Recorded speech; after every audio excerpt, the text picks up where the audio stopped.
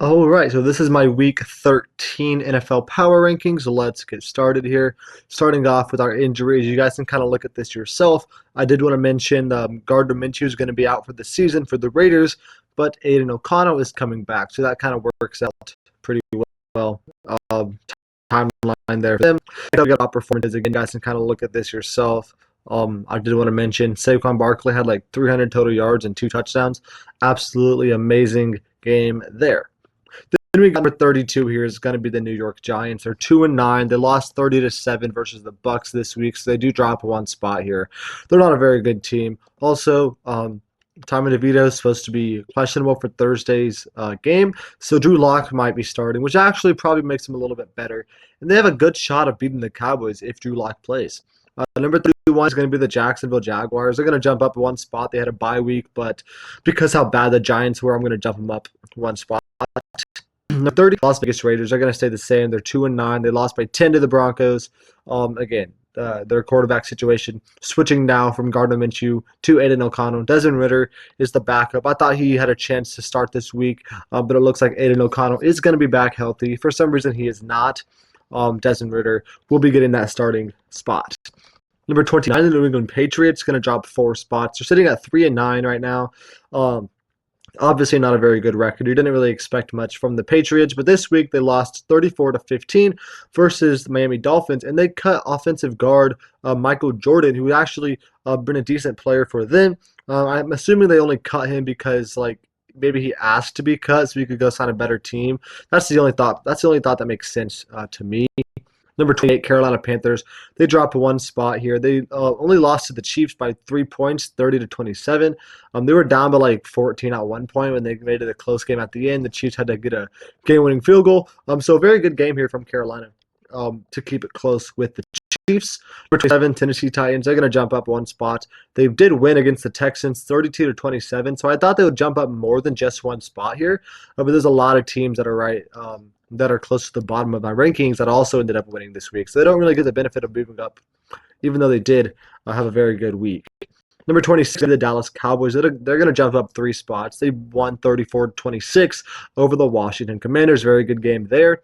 A lot of very interesting game. There was like 40 points almost overall scored in the last 4 minutes of the game. I don't know the exact stats, but there was like 3 touchdowns within the last minute. Very, very strange ending to this game. Very fun, though, and a very good win here for the Cowboys. Their playoff hopes are already probably dead, so they kind of want to lose more games, but you can't really be mad about the way this turned out. Number 25, Indianapolis Colts. They dropped 3 spots. They're 5-7 now. Lost 24-6 versus the Detroit Lions. They're still alive in that AFC playoff race, but it's going to be a tough task because the Broncos are 2 games better than them, and they're the 7th seed right now. So they're going to have to do really good down the stretch and hope that some of those teams above them kind of fall off towards the back half of this season. Number 44 is going to be the New York Jets at 3-8 now. They're not very good. They had a bye this week, so I'm not going to really move them at all. Number 23, Chicago Bears. They're going to stay the same. They lost by 30-27 in overtime versus a good Minnesota Vikings team. They do drop to 4-7. They've lost 3 straight games, but they had a very competitive game. Honestly, the last 3 weeks have been pretty competitive for them. Cleveland Browns are going to jump up 4 spots. They're now 3-8. They had a very good win here against the Pittsburgh Steelers, 24-19 on Thursday Night Football. The game was in the snow for the whole second half of that game. It was a very Thursday Night Football-esque game. Browns and Steelers is a very good rivalry, and it felt like like a Browns and Steelers game throughout. With the New Orleans Saints at 4-7. They had a bye week, so again, not too much. I'll just say here. Number 20 is going to be the Los Angeles Rams, dropping 3 spots. They're now 5-6.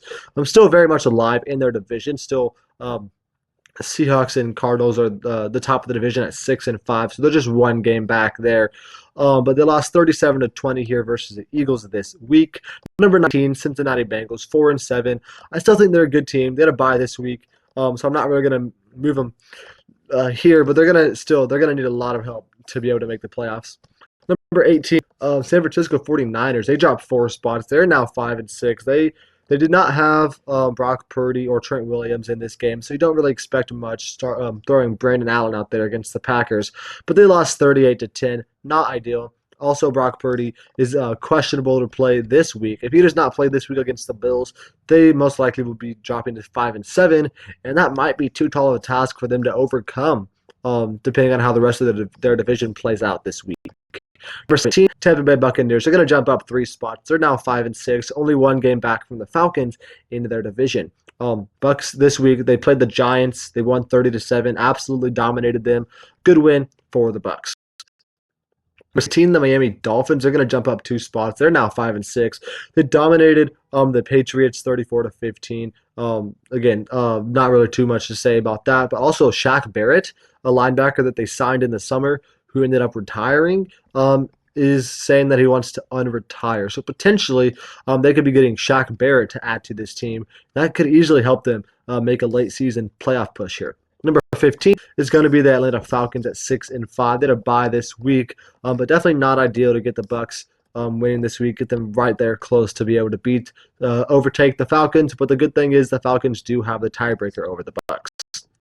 Houston Texans, they dropped 3 spots. They're 7-5, and they just lost to Will Levis and the Tennessee Titans 32-27. They let Will Levis put up 32 points. Certainly not a great game here for Houston. They're still in sole possession of their division very easily, but they're not looking good over the last couple of weeks. Potentially that could open the door for an Indianapolis to maybe overtake them in their division if Indianapolis kind of strings together a few wins here. Number 13, Arizona Cardinals at 6-5. They lost this week versus the Seattle Seahawks to lose a hold of that division. They lost 16-6. 6 points in an entire game, not very good. Their defense was great. They only let up 16 points, but offensively, you got to put up more than 6 points. They're still tied technically for the lead of their division. I believe they play Seattle again later on, so that game is going to be very, very important. All the division games in this NFC West are going to be very, very important because all the teams are within just one game. Number 12, going to be the Seattle Seahawks, who beat the Cardinals 16-6. They jump up 4 spots and currently have the lead in their division. Again, all these divisional games going forward in this division for the NFC West are going to be major. Are going to have major playoff implications. The winner of this division is going to be, the 4 seed. The second place in this division very well could be out of the playoffs entirely. So they're really going to have to try to win this division. It's going to be an absolute dogfight here. Number 11 is the Washington Commanders. They dropped 3 spots. They're 7-5 still. A solid record, especially considering your expectations coming into the season for the Commanders. But this week, definitely not ideal to lose to Cooper Rush. They lost not even a very they lost 34-26. They tied it up 27. Well, okay, they were down 27-20 late in the game. Got a huge touchdown, and then they missed their extra point, which obviously is a big backbreaker there. But still, they played decent throughout parts of this game. But still, it's not a very good look to let Cooper Rush drop 34 on your head. Number 10, Los Angeles Chargers. They're 7-4. They lost by 7 to the Ravens this week. If Quentin Johnson didn't absolutely suck, they maybe could have won this game. They lost to a good Ravens team. It was one possession. I'm not going to drop them here. They're still sitting there easily in the playoff picture. Number 9, Denver Broncos. They're going to jump up 4 spots. They technically have a worse record, 7-5 instead of 7-4. But I think they honestly might be better than the Chargers right now. It's very neck and neck. I'm not sure if they've played each other yet this season. I would assume they have at least once. I couldn't tell you that for sure, but I know they have at least one game left to play against each other this season, and that's going to be very, very big for their AFC seeds. But the Broncos this week beat the Raiders 29-19. Number 8, the Green Bay Packers jumping up 4 spots. They're now 8-3. Very, very good record here for the Green Bay Packers. They dominated the 49ers 38-10. Again, Brock Purdy didn't play. They were starting Brandon Allen. But still, putting up 38 points on this Niners defense, who's supposed to be a good defense, is a very good look for their offense. Number 7, Pittsburgh Steelers. They're going to drop 3 spots. They're also 8-3 right now, still leading their division. But it came a lot closer now with them and the Ravens, but they still do currently have the tiebreaker there. They play the Ravens again later this season, and that's going to be a very, very big indicator of who's going to win this division. But this week they lost 24-19 versus the Browns. Certainly not ideal for the Steelers. Number 6, Minnesota Vikings. They're going to jump up 1 spot. They're now 9-2. They won by the by 3 points in overtime, 30-27 versus the Chicago Bears. You would have liked them to win by more than 3 points versus the Bears, but a win is a win. 9-2 is a very good record. They also signed Daniel Jones to be their backup quarterback. So if Sam Darnold somehow goes down with injury, Daniel Jones isn't the worst option for a backup. He's one of the best backups in the league right now. He's probably a top 40 quarterback in the league, immediately making him a top 8 backup with that logic there. So again, Daniel Jones is not anywhere near even the level of Sam Darnold this season, which is kind of crazy to say, considering both those people coming into this season be expected to suck. Number 5 is going to be the Baltimore Ravens. They're going to jump up one spot. They're now 8-4. Still not the lead of their division. They're currently the number 5 seed in the AFC, but I still think they're a top 5 team in the league. I think they're better than the Steelers, even though they lost to them and they have a worse record. But I mean, they still feel like a better team. They beat the Chargers 30-23. They also cut safety Eddie Jackson. I thought that was a very interesting move. He's played decent for them in the 9 games he's been there, so I'm not sure exactly why they would have cut him. But yeah, number 4 the Philadelphia Eagles. They're 9-2. They dominated the Rams this week, 37-20. They've been amazing. Easily second best team here in the NFC, behind obviously somebody we'll get to later. Number 3 is going to be Kansas City Chiefs. They're 10-1. They beat the Panthers 30-27. It should not have come down to this. The Chiefs should, on paper, the Chiefs should be beating the Panthers by at least 14 points. So they still won, but it doesn't feel like a very good win here for the Chiefs. But nonetheless, they ended up winning. Their kicker, Spencer Schrader, is now on the IR. They had to sign Matthew Wright because their original kicker, Harrison Butker, has been injured for 2 weeks now. So they're just going through a lot of different kickers. Hopefully Matthew Wright doesn't suck for them until Harrison Butker gets back. Number 2, the Buffalo Bills. They're 9-2. They had a bye this week, so I'm not going to really move them much here. Number 1 is the Detroit Lions, of course. They beat the Colts 24-6. So there wasn't an absolute beatdown for the Lions this week, but still a very good win. They still beat them by 4 times their points, They just didn't really score a lot of offensively. It was mostly a defensively dominated game for the Lions. Next up, my game picks. Last week I went 9-4 for a total of 117-62 overall. Pretty solid there. This week we got a lot of games to go over. I'm going to try to do my best to get through these quickly. Lions over Bears should be pretty easy. Cowboys, Giants could be very close because I think both teams are bad, but I think the Cowboys are better there. Dolphins over Packers, that could be very close. That's going to be an upset for me, actually. I think the Dolphins are the underdog there, but I believe in Tua to get this dub. Chiefs, Raiders should be easy. Texans, Jags should be easy there. Commanders, Titans should be easy. Vikings, Cardinals should be a very fun game there. I'm going to take the Vikings there close. Jets, Seahawks is also an upset. Jets coming off a bye week. I think they're going to have a really good game here against Seattle. Bengals and Steelers, good divisional game. The Bengals need a win to have any hopes of staying alive in the playoff race. I think they get it done this week. Chargers, Falcons could be a very close game. Potentially high-scoring game there as well. I'm going to take the Chargers there. Colts over Patriots.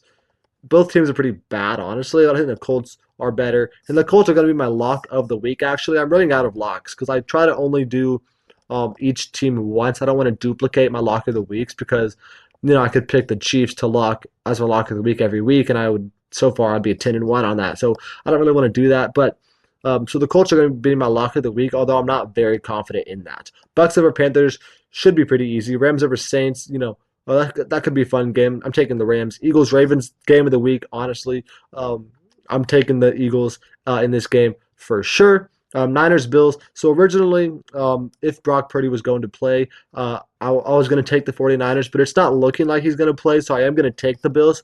But if for some reason Brock Purdy does end up playing, I actually will take the 49ers there to upset the Bills. And the Broncos, Browns, the Browns honestly could win this game. Jameis Winston's the type of guy to, he just beat the Steelers, so why could he not beat the Broncos? But I'm going to take the Broncos here in this game.